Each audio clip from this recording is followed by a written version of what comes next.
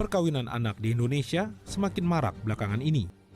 Berdasarkan data Plan Internasional Indonesia, 25% perempuan di usia 20 hingga 24 tahun pernah melakukan nikah di bawah usia 18 tahun. Perkawinan anak juga marak ketika pandemi. Menurut data Komnas Perempuan, pada tahun 2020, setidaknya ada 176 anak per hari. Ya, perkawinan usia dini adalah pelanggaran dasar hak asasi anak. Perkawinan usia dini membatasi hak anak-anak atas pendidikan, kesehatan, penghasilan, keselamatan, kemampuan, dan juga membatasi status dan peran anak.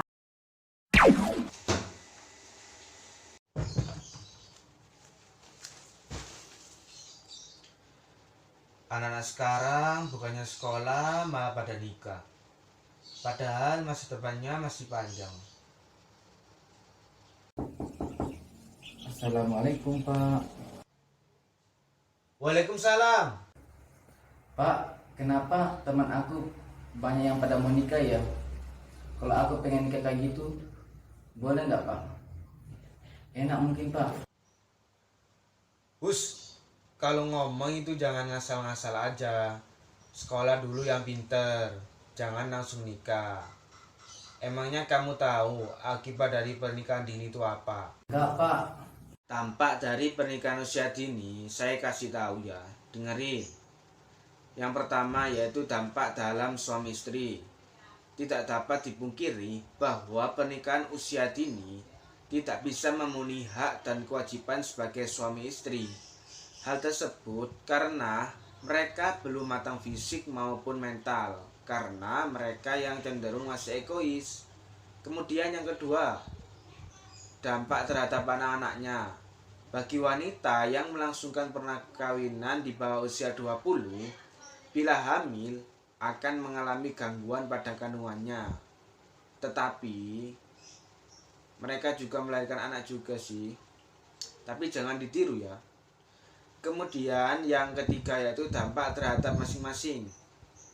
Bila pernikahan tersebut lancar, keluarganya bahagia, anak-anaknya bahagia, dan tidak ada masalah dalam keluarganya, dampaknya itu orang tua bisa senang dan menguntungkan kedua orang tuanya. Bila dibalik, maka dampaknya yaitu terjadinya perceraian dan keluarganya tidak harmonis. Ya udah, nasihat tadi didengerin ya. Saya mau lihat TV dulu, mau lihat berita. Oke? CNN Indonesia Breaking News. Kasus kekerasan dalam rumah tangga meningkat selama masa pandemi COVID-19. Ada banyak faktor yang menjadi pemicunya. Faktor ekonomi, stres manusia, dan sederet permasalahan lainnya menjadi pemicu meningkatnya angka kekerasan dalam rumah tangga saat masa pandemi masih berlangsung. KDRT merupakan salah satu dampak dari pernikahan anak. Indonesia sendiri merupakan negara ke-7 di dunia dan kedua di ASEAN terbanyak mengenai perkawinan anak. Perkawinan anak ini tidak sesuai dengan Undang-Undang 1945, Ratifikasi Konvensi Hak Anak, Undang-Undang Nomor 23 Tahun 2002, dan Undang-Undang Nomor 35 Tahun 2014. Penyebab perkawinan anak ini disebabkan oleh ekonomi dan kemiskinan, nilai budaya, regulasi, globalisasi perilaku remaja, serta ketidaksetaraan gender. Pencegahan perkawinan anak ini bisa dilakukan dengan 1. Anak sebagai individu, di mana pengurusan akte lahir yang memberikan informasi yang benar. 2. Anak dalam kelompok teman sebaya. Anak aktif dalam forum anak yang menjadikannya pelopor dan pelapor. 3. Keluarga. Menjadi keluarga pelopor-pelapor, perkawinan anak yang dikuatkan dengan layanan pusat pelayanan keluarga. 4. Sekolah dengan adanya kurikulum kesehatan reproduksi dan beasiswa kepada anak perempuan. 5.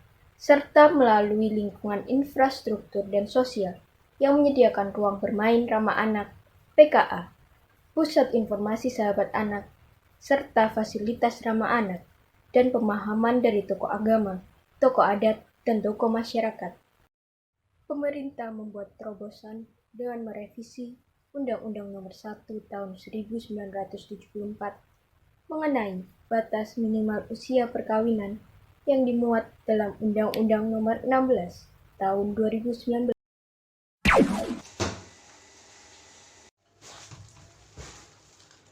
Tuh, udah lihat kan kasus pernikahan dini? Iya Pak, tahu. Jadi kamu mau nikah usia dini? Enggak deh Pak, saya mau sekolah yang benar dulu sampai sukses. Nah, gitu dong, pinter. Sip. Stop perkawinan anak untuk kepentingan terbaik. Bagi 80 juta anak Indonesia. Agar anak Indonesia bahagia.